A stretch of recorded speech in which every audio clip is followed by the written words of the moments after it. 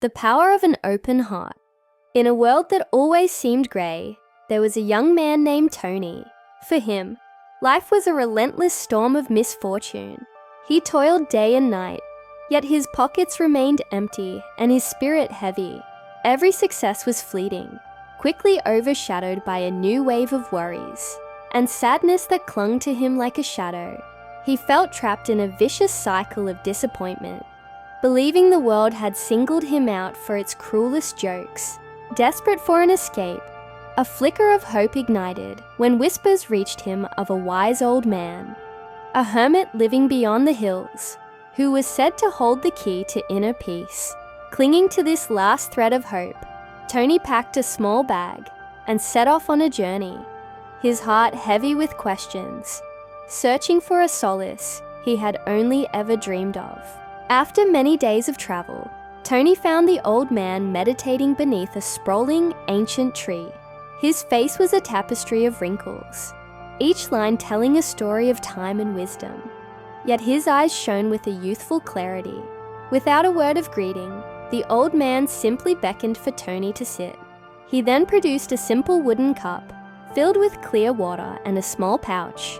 From the pouch, he poured a generous handful of coarse salt into Tony's palm. "Young man," the old man's voice was serene, like rustling leaves. "Put this salt into the cup, stir it, and then drink." Tony, though confused, complied. He swirled the water until the salt dissolved and brought the cup to his lips. The moment the water touched his tongue, he recoiled, sputtering and coughing. His brow furrowed deeply, his face contorted in disgust. "It's bitter. The water is unbearably salty. I can't drink it." A gentle, knowing smile touched the old man's lips. He rose slowly and gestured for Tony to follow him. They walked in silence along a winding path, leaving the shade of the tree and emerging before a vast, glittering lake. The water was so clear it perfectly mirrored the sky, and a light breeze created soft ripples on its surface. The old man offered Tony another, identical handful of salt. "Now," he said, pointing to the immense body of water, "throw this salt into the lake." Tony tossed the salt, watching the crystals vanish into the expanse. "Taste the water again."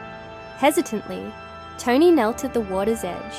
He cupped his hands, scooped up the cool, clear liquid, and took a sip.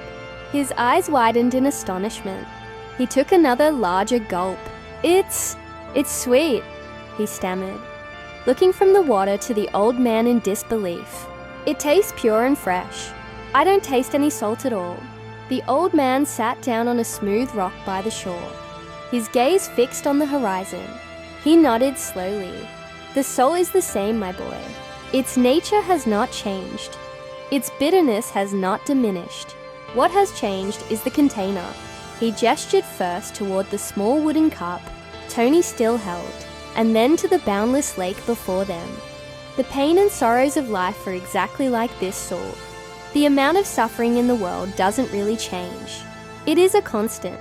However, the bitterness we taste depends entirely on the size of the container we put it in, the size of our heart. He continued, his voice soft yet profound.